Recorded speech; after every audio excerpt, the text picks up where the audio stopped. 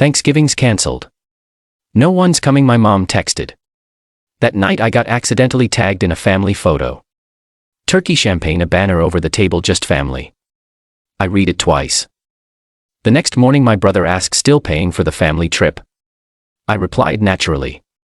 I paused everything, payment, flights, access. At 8 a.m. my parents knocked at the door saying let us in.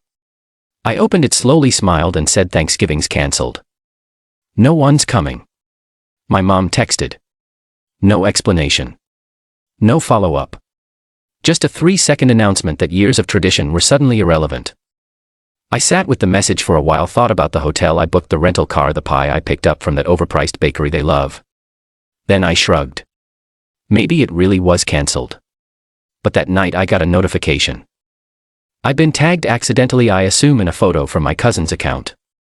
The caption read grateful for real family, and underneath was the image. A table set for 12 turkey champagne gold plates and a banner over the table. Just family. I read it twice. My name wasn't in the tags. My seat wasn't at the table. But there was no doubt where they were. At my parents' house. Laughing, eating, celebrating. Without me. I didn't call. Didn't text. I just looked at the photo like it was a joke that hadn't landed yet. At 7:42 the next morning my phone buzzed. Still paying for the family trip from my brother. No greeting, no shame, just that. I stared at his message for a full minute, then typed one word. Naturally.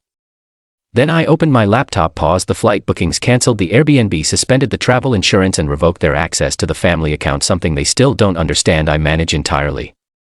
By 8 a.m. they were on my doorstep. My dad pounding on the door like it was an emergency. My mom behind him shouting my name like if she said it loud enough it would still mean something. I opened it slowly, smiled. I didn't slam the door. I didn't yell. I just stood there and let them talk. They weren't even trying to lie. Well, we thought it'd be less stressful without you. It was last minute, really. You always make it weird. They threw those lines like confetti, hoping something would stick. My mom called it a misunderstanding. My dad said I was being emotional again.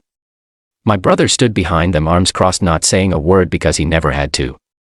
He never spoke against it, which made the silence louder. He lets everyone else do the cutting, then steps in to collect the benefits. But here's what they didn't realize. This wasn't the first time. It was just the first time I saw it clearly. That night the one with the photo wasn't an accident. It was just another square in a quilt that's been smothering me for years. I started replaying every scene I tried to forget. The birthday they forgot until I reminded them. My brother got a car that year. The time I paid off their taxes and my mom told her bridge group he's finally being useful. The anniversary party I funded top to bottom and my aunt laughed. Don't let the help sit up front. The wedding I wasn't asked to be in, only to fund. The house I co-signed. The business software I built. The streaming accounts I paid for. The college tuition I covered just until they get on their feet. They didn't see me. They saw a resource. I was never a son, never a sibling. I was a service. A bank account with legs. And every time I gave they took. Every time I stayed quiet they filled the silence with jokes about how fragile I was, how lucky I should feel they even let me in the room. I remembered my mom once saying we can always count on you. I used to think that meant she trusted me. Now I know better. It meant they assumed I wouldn't say no because I never had. Not really. Not when I was excluded. Not when I was mocked. Not when they replaced me with discounts, favors, or more convenient family members. But that banner, just family, that was the knife. Because it wasn't subtle. It wasn't buried in implication. It was clear, direct, intentional. They had drawn a line. And for once I believed them. So I didn't argue. Didn't write a dramatic monologue. I just watched the pattern unfold in my head like an old film reel. Scene by scene. Moment by moment. And underneath every memory was the same message. We don't see you. Only what you give. So I made a decision. I wouldn't give any more. Not because I was angry, but because I had finally learned the difference between helping and being used. And as I sat in my living room watching the sunrise while their notifications poured in like static noise, I smiled. Not because I was fine, but because for the first time I wasn't trying to fix it. I sat at my desk, screen glowing, coffee gone cold hours ago. My heartbeat was steady, purposeful.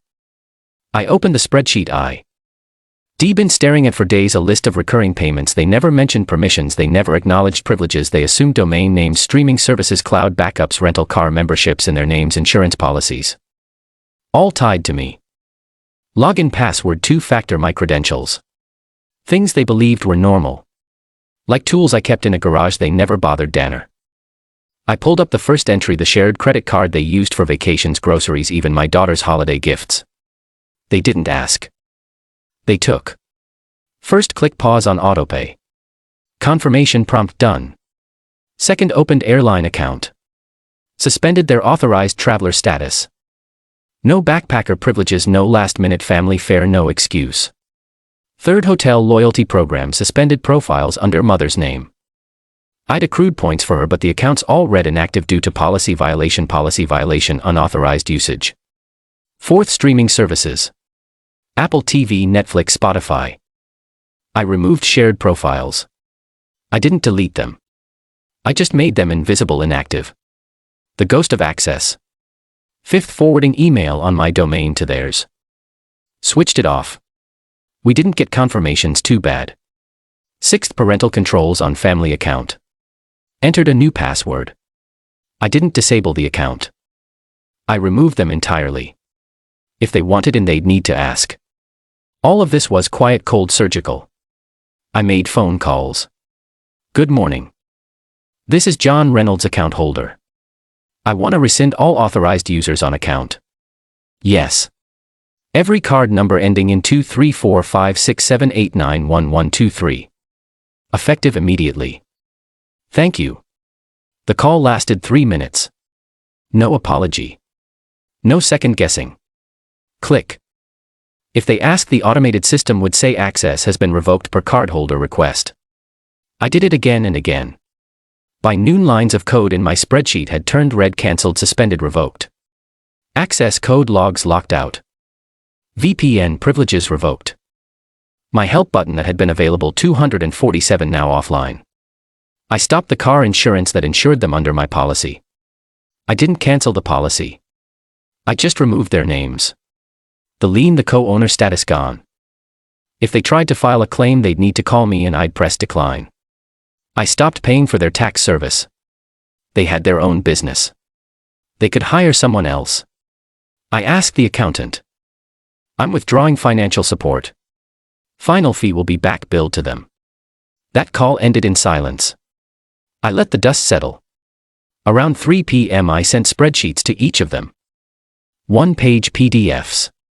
These are your recurring charges now suspended. Access to shared accounts removed. If you require restoration, you may request and I will review. No shame. No drama. Pure fact. Screenshot evidence. Clear boundary. I didn't respond to their messages. No. I'm sorry. No. I'll explain. Just that 1-page email sent. I spent the rest of the afternoon reviewing locks. My home server. My cloud backups. My credit card transactions. Every strange charge labeled family holiday gift subscription. I highlighted them. Red, orange, yellow. Then I deleted the ones that were petty. The $19.99 watch party packages, the $7.50 audiobook credits, the $5 cereal boxes. For the expenses that really mattered, 5-figure support for business software, tuition, debt payments, I didn't delete. I reallocated. I created a new savings account for son's future. I transferred the exact amounts labeled each wire. Business software, their company, 2024 Q4. Tuition, University of State, Spring 2025. Medical claim, Mom Smith, June 2025. I changed account titles. No mystery. No sense they could claim ignorance. They would see it. Clear documentation. This wasn't punishment. It was reclamation. I called the bank, asked them to update my account so no one could add users without my explicit approval. Security freeze. Alerts. Encryption. My finances remind again. I called the DNS registrar. Removed phone forwarding. Email forwarding. Domain delegation. No more. Your domain is still functioning under their server. I even removed them as emergency contacts on my health insurance. I prefer my wife first, I told the rep, permissions updated. By 6 p.m. all notifications were on silent. All logs recorded. All rights revoked. I leaned back. I took a breath. The room felt emptier, lighter. Why it mattered. Every action was quiet. No fights, no yelling. Every move was methodical, no impulsivity. Every boundary was documented. No later claims of confusion. Every resource was either returned to me or redirected with intention. I didn't want to embarrass them. I just wanted to be free. And I was. Night came. No fireworks outside. No confrontation. Just the of my laptop powering down. The house settled into silence. Maybe their desperation rattled inside their own walls. My phone buzzed. One message. From my mom. Why? We thought you'd understand. I didn't respond. Because understanding didn't matter anymore. I didn't expect silence. I expected doors banging, tears begging, but it was something else entirely. By midnight the text came in. First a torrent from my brother. You can't do this. We'll go to the bank. Mom is having a panic attack. Stop ignoring us. Then emails from my dad forwarded to every sibling, every cousin.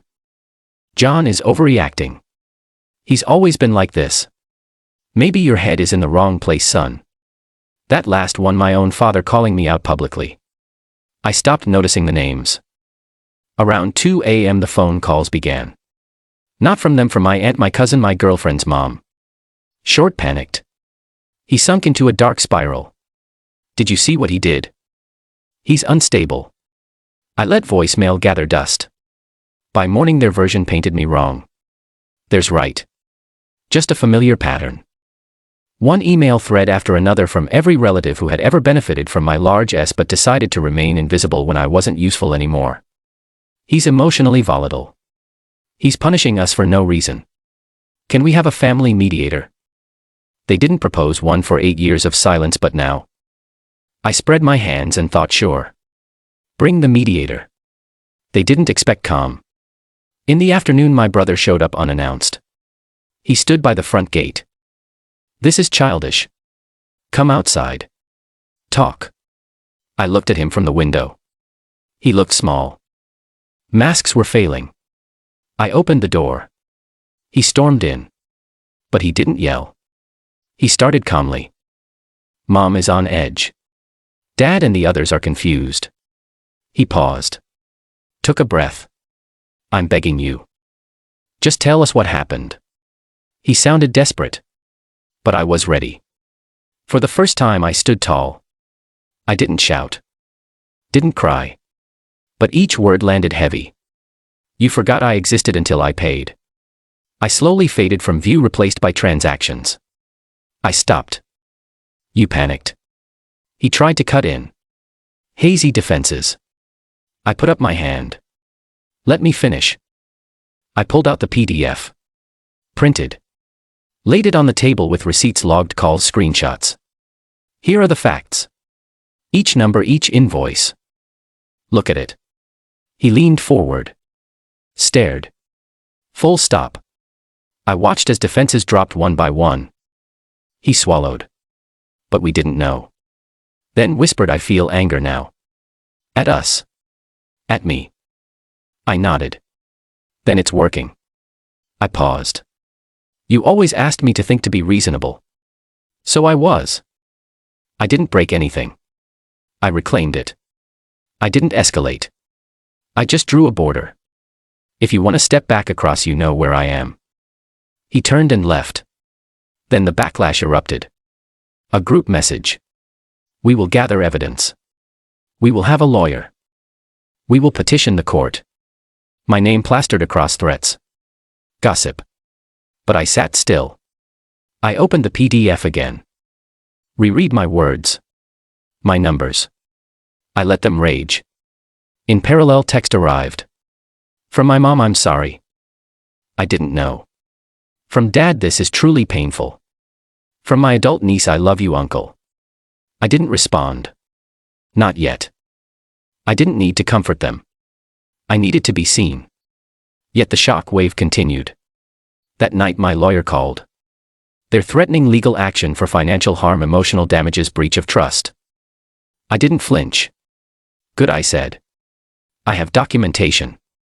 Every revoked payment, every notification. He paused. It's airtight. I smiled. Now they were in full hysteria mode. My name became the subject of whispered pity. I was either a villain or a hero depending on who asked. Parishes divided. Alliances tested. They tried a final play. A public post in the family group. Image popped up. My childhood photo. Caption. Remember this happy boy? We need him back. Comments flooded in. This is the sweetest John we love. Please reconcile. We need Thanksgiving. I closed the app. That evening about 10 p.m. I lit a candle, sat alone with my thoughts. I saw the pattern snap. I heard the silent relief of boundaries landing. I felt my own pulse stronger, calmer. I didn't hate them. Just turned focus inward.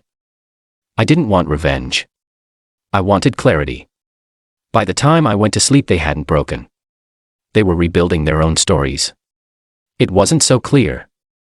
We didn't know we were taking. He's misinterpreting. But that didn't matter anymore because I wasn't waiting. They had their avenues: mediator, court, gossip group, charity drive. I had my piece. They hysterically screamed on their side. I quietly documented mine and stopped protecting theirs. And for the first time in a long time, I sleep without covering anyone's silence. This is the moment the truth becomes undeniable, not just to me but to everyone else. No rage. No revenge. Just evidentiary clarity that breaks their story and resets everything. I scheduled the post for 9 a.m. A neutral, unbranded webpage, no accusatory tone, no emotional appeal, just a chronology, facts, a timeline of payments every year, screenshots of parental requests, pay the tax bill, cover my tuition, book the hotel, the Thanksgiving banner, image unredacted. Snippets from their group chat responding after I revoked access. We don't understand. We need him back. I titled it simply Family Ledger. At 9 exactly I hit publish. Within minutes, views, comments, notifications. My site handled the spike. This was my Canon shot. The threads erupted again. Some said this is shameful. Others argued he's right to show this. A few posted screenshots to group chats, the banner, my spreadsheet. Even my college friends chimed in. Wow, didn't know this. But there was no turning back.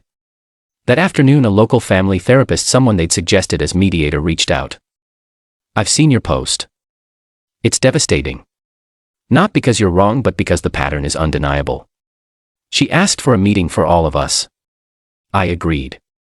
But on my terms, venue, her office, paper, free zone, agenda only, listening, not proving. Evidence already published. They showed up later that week.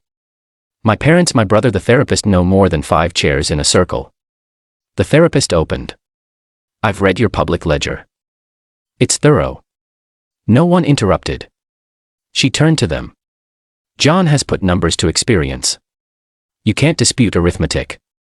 They looked at each other. I saw hope flicker. Mom's voice cracked. I didn't realize how much I asked of him. Dad closed his eyes. Brother turned his head. I didn't say anything. I sat back. My boundary was my presence. Therapist asked, what do you want now, John? I spoke clearly. Recognition. Not funds. Not apologies, just acknowledgement. Space, not to be a provider but to be their son and sibling. A reset. So next request isn't assumed but asked. My tone was calm, precise, no drama.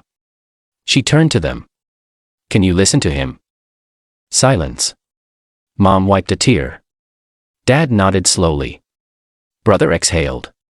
We messed up. It wasn't lightning. It was shift. They asked questions. How did this feel? What was invisible about us? Will you ever forgive us? I answered each. It felt like I was walking behind them, not beside. You saw a wallet, not a person. Yes. But trust needs rebuilding. They didn't collapse. They didn't rage. They only began hearing. Next day, dinner invitation. My parents at the table, just turkey, wine, no banner, no access revocations, but a seat for me. The banner in its place, welcome home, son. Was it magic? No. Did it fix everything? No. It did something more important. It showed boundaries can be bridges. The public exposure worked because it applied truth, not insults. It created space for honesty, not conflict. It forced them into reflection, not defense. It invited reconciliation, not permission. A week later at Thanksgiving, I sat at the table. No autopays. No silent account suspensions. Just choices. They passed dishes, not demands. My brother thanked me. My parents hugged me without saying thank you, but I saw it on their faces. That's how balance shifts. Not by yelling, not with drama. With clarity, documentation, published truth. I didn't break them. They faced what had been avoided for too long. And I walked in not to fix the past, but to build a space where I was truly seen. This is the calm yet seismic moment when everything shifts and yet nothing truly does. No drama, just finality. The hero affirms himself. A month later, I received a text at exactly 7:03 p.m. Can we talk? For simple words, no subject, no context, no banner, no pressure. I saw the number, my mom's. I looked at the fireplace, still warm from our last shared evening. I thought about my own pulse, steady, not anxious. I typed back, sure. When and where? An hour later, she arrived at my front porch alone. No entourage. No brother. No tears. Just her, fragile but certain. I opened the door. She stood there as if unsure. I stepped aside, offered a seat on my stoop. The sky was darkening, cicadas humming. A quiet night. She sat. We didn't speak. After 10 long beats of silence, she finally whispered. This isn't what I wanted. I nodded. I know. She bit her lip, looked at her hands. I missed you. I feel lost. Then sit, I said softly. Or go. I'm here. Tears welled, not because she was sorry, but because she realized she had to earn her seat again. No shortcuts. She reached out, unclenched the barrier. We stayed silent a moment. Then she spoke. I understand. You're still standing. That moment wasn't victory. It was recognition. I stayed firm. No rushing. No hugging. No. I forgive you. Just presence. Just boundary. She moved to stand. I'll see you tomorrow. She asked. I paused. I'll let you know. That was it. She nodded. Walked away. Weeks passed. Occasional texts. Brief hellos. No banners. No autopays, no assumed seats. Until one evening she called. Family dinner. Wednesday. Just as I thought. I replied. I'll be there. Walking into that room felt nothing like before. No heat, no storm, just measured peace. We sat. I opened my plate. They passed dishes. They didn't say thank you. They said something better. You're here. Because boundaries don't close doors, they reopen them with respect. Reflection. In that final pause, I didn't say yes to them. I said yes to me, my worth, my limits, my space. They didn't get their old me back. They got someone new, someone stronger, someone clearer, someone who no longer carried their invisibility. They got a son, not a provider, a human, not a wallet, a brother, not a fixer. Final lines. I looked at their faces. Calm. Real. Present. I thought. This isn't about rescue. It's about return. And by choosing to show up on my terms, I reclaimed not just my seat but my identity. Because sometimes the loudest power is in the quietest no, followed by the freedom to say yes again.